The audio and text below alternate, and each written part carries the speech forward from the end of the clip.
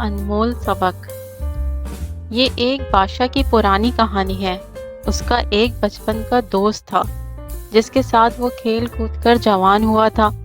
بادشاہ اپنے اس دوست کو ہمیشہ ہر وقت ساتھ ساتھ رکھا کرتا تھا۔ اس کی عادت تھی کہ اس کی زندگی میں خواہ کوئی بھی اچھی بری بات ہو، وہ ہمیشہ یہی کہتا تھا کہ جو ہوتا ہے اچھے کے لیے ہوتا ہے۔ ایک دن بادشاہ اور اس کا دوست شکار کے لیے جنگل میں گئے۔ دوست نے بادشاہ کے لیے بندوق میں گولی بھری اور بندوق تیار کر کر بادشاہ کو دے دی، لیکن گولی بھرنے میں اس سے کوئی غلطی ہو گئی تھی، اور جب بادشاہ نے شکار کے لیے گولی چلائی تو اس کا انگوٹھا کٹ کر گر گیا۔ یہ صورتحال دیکھ کر دوست نے اپنی عادت کے مطابق کہا، جو ہوتا ہے اچھے کے لیے ہوتا ہے، اس میں یقیناً کوئی بہتری ہوگی۔ یہ سن کر بادشاہ کو شدید غصہ آیا اور بولا، یہ بہتر نہیں ہے، میرا انگوٹھا کٹ کر ضائع ہو چکا ہے اور تم کہہ رہے ہو اچھا ہوا، اور ساتھ ہی حکم جاری کیا کہ اسے قید خانے میں ڈال دیا جائے۔ 1 سال بعد بادشاہ دوبارہ ایک جگہ شکار کے لیے گیا۔ وہاں بدقسمتی سے اسے آدم خور جنگلیوں نے پکڑ لیا اور اپنے علاقے میں لے گئے۔ انہوں نے بادشاہ کے ہاتھ باندھ دیے۔ اب آگ جلا کر وہ بادشاہ کو جلانے ہی والے تھے کہ ان کی نظر بادشاہ کے انگوٹھے پر پڑی، تو پتہ چلا کہ بادشاہ ایک انگوٹھے سے معذور ہے۔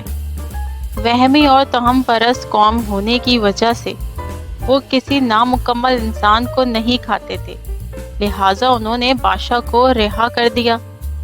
جب بادشاہ گرتا پڑتا اپنے محل میں پہنچا تو اسے خیال آیا کہ کس طرح اس کا انگوٹھا کٹ گیا تھا۔ اس نے اپنے دوست کو جیل میں بھجوا دیا تھا۔ فوراً اس نے اپنے خادم کو حکم دیا کہ اس کے دوست کو باعزت دربار میں پیش کیا جائے۔ جب اس کا دوست آیا تو بادشاہ نے اسے سارا حال سنایا اور کہا کہ میں نے تمہارے ساتھ بہت برا کیا، مجھے ایسا نہیں کرنا چاہیے تھا، مجھے معاف کر دو۔ تم صحیح تھے، وہ اچھا اور بہتر ہی ہوا تھا کہ میرا انگوٹھا کٹ گیا تھا۔ آج اس انگوٹھے کے نہ ہونے کی وجہ سے میری جان بچ گئی۔ یہ سن کر بادشاہ کا دوست مسکرایا اور بولا، یہ بھی بہتر ہی ہوا کہ آپ نے مجھے جیل بھجوا دیا۔ اپنے دوست کی یہ بات سن کر بادشاہ بہت حیران ہوا اور کہنے لگا کہ یہ اچھا اور بہتر کس طرح سے ہوا؟ تم 1 سال تک جیل میں رہے اور کہہ رہے ہو کہ اچھا ہوا۔ دوست مسکرا کر بولا، ہاں اچھا ہوا اور بہت بہتر ہوا کہ اگر میں جیل میں نہ ہوتا تو یقیناً میں تمہارے ساتھ ہوتا اور وہ جنگلی اب تک مجھے ہڑپ کر چکے ہوتے، کیونکہ میرا انگوٹھا صحیح سالم ہے۔ زندگی میں اکثر جو کچھ بھی ہوتا ہے وہ یقیناً اچھے کے لیے ہی ہوتا ہے، لیکن انسان فطرتاً جلد باز ہے اور اسی وقت نتیجہ چاہتا ہے، جبکہ قدرت کا نتیجہ تھوڑے وقفے کے بعد ظاہر ہوتا ہے۔ فرق صرف اتنا ہے کہ امید کا سہارا کبھی نہیں چھوڑنا چاہیے اور سوچ ہمیشہ مثبت رکھنی چاہیے۔ اچھا لڑکا۔ احمد ایک بہت ہی پیارا لڑکا تھا۔ وہ بڑوں کا کہنا مانتا اور ان کا ادب کرتا اور اپنے چھوٹے بھائی بہنوں سے محبت کرتا۔ احمد کے امی ابو اس سے بہت خوش تھے، کیونکہ احمد ہر وقت ان کی خدمت کرنے میں مصروف رہتا۔ جب بھی امی یا ابو اس کو کسی کام کا کہتے، احمد سارے کاموں کو چھوڑ کر ان کی بات کو سنتا اور ان کا کہا ہوا کام کرتا۔ ایک مرتبہ احمد کی امی بیمار ہو گئیں۔ وہ بستر پر لیٹی ہوئی تھی۔ انہوں نے احمد کو بلایا، بیٹا احمد ادھر آؤ۔ احمد نے ادب سے کہا، جی امی، اور اپنی امی کے پاس آ کر ان کا ہاتھ چوما۔ امی نے کہا، بیٹا گھر میں دودھ ختم ہو گیا ہے اور مجھے دودھ پینا ہے، تم ذرا جلدی سے دودھ لے آؤ۔ احمد نے امی سے پیسے لیے اور گھر سے نکل گیا۔ جلدی سے دودھ کی دکان پر پہنچا، وہاں سے دودھ خریدا اور گھر واپس آیا۔ گھر آ کر احمد نے دودھ گرم کیا اور ایک گلاس میں بھر کر گرما گرم دودھ امی کو پیش کیا۔ جیسے ہی وہ امی کے پاس پہنچا، اس نے دیکھا کہ امی تو سو چکی ہیں۔ احمد نے دل ہی دل میں سوچا کہ امی بیمار ہیں، ان کو جگانا اچھی بات نہیں۔ لیکن اس کے ننھے سے دل میں یہ خیال آیا کہ اگر امی جاگ گئیں اور ان کو دودھ کی ضرورت پڑی تو ان کو تکلیف ہوگی۔ یہ خیال آتے ہی اس نے فیصلہ کیا کہ وہ دودھ لے کر امی کے پاس ہی بیٹھا رہے گا، تاکہ اگر امی کی آنکھ کھلے اور وہ دودھ مانگے تو میں ان کو دے پاؤں۔ وہ کافی دیر تک بیٹھا رہا، یہاں تک کہ امی جاگ گئیں۔ امی نے احمد کو اپنے پاس بیٹھے دیکھا تو کہا، بیٹا تم یہاں کیا کر رہے ہو؟ احمد نے کہا، پیاری امی جان، آپ نے مجھے دودھ لینے بھیجا تھا۔ میں دودھ لے کر آیا تو آپ سو چکی تھی۔ میں نے آپ کو جگانا مناسب نہیں سمجھا اور بغیر آپ کو دودھ پلائے یہاں سے جانا بھی مجھے اچھا نہ لگا، اس لیے میں یہیں بیٹھا رہا تاکہ آپ جب بھی جاگیں تو میں آپ کو یہ دودھ پلا سکوں۔ احمد کی امی احمد کی یہ بات سن کر بے انتہا خوش ہوئی اور احمد کو بہت ساری دعائیں دیں اور پھر احمد سے دودھ لے کر پی لیا۔ دوستو، ہم بھی اس بات کی کوشش کریں کہ امی ابو کی بات مانیں اور ان کے کاموں میں ان کی مدد کریں، تاکہ ہماری امی ابو بھی ہمیں خوشی سے دیکھیں اور ہمیں دعاؤں میں ہمیشہ یاد رکھیں۔ خدمت خلق۔ عادل ایک نہایت بدتمیز بچہ تھا۔ اس کے ضعیف دادا اس سے بہت محبت کرتے تھے، لیکن عادل کو ان کی ذرا سی پرواہ نہیں تھی۔ وہ ان کو کچھ سمجھتا ہی نہیں تھا۔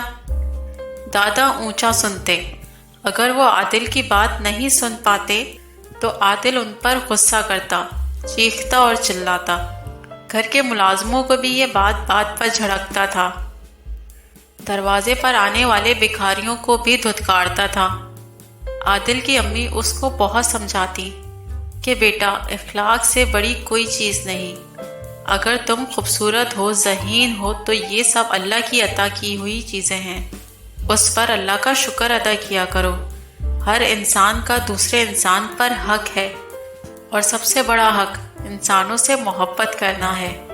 اگر کسی کو تمہاری ضرورت ہے تو اس کے کام آنا بہت بڑی نیکی ہے۔ اگر تمہارے دل میں دوسرے کے لیے درد نہیں تو تم کبھی اچھے انسان نہیں بن سکتے۔ اوروں کی خاص طور پر ضعیفوں، غریبوں اور مجبوروں کی مدد کرنا بھی عبادت کے برابر ہے، اور یہ وہ عمل ہے جس سے اللہ تعالیٰ بہت خوش ہوتا ہے۔ امی کی باتیں عادل ایک کان سے سن کر دوسرے کان سے اڑا دیتا تھا۔ ان کا مذاق اڑاتا تھا اور ان کو ستانے کے لیے ہر وہ کام کرتا تھا جس سے وہ منع کرتی تھی۔ خاص طور پر اپنے دادا کو بہت ستاتا تھا، حالانکہ وہ عادل سے بہت محبت کرتے تھے۔ ایک روز عادل بہت فخر سے بتا رہا تھا، آج ایک بڑے میاں جا رہے تھے، ان کی لاٹھی نیچے گر گئی، میں نے ان کی لاٹھی اٹھا لی، انہوں نے مانگی تو میں نے کہہ دیا کہ جس کی لاٹھی اس کی بھینس، اب یہ تمہاری نہیں میری ہے بوڑھے۔ بڑے میاں لاٹھی تھام کر چلتے تھے۔ انہوں نے بہت خوشامد کی کہ مجھ کو دے دو، میں نے نہیں دی اور لاٹھی دور پھینک دی۔ اتنی دیر میں حامد آ گیا، اس کو خدمت خلق کی بیماری ہے۔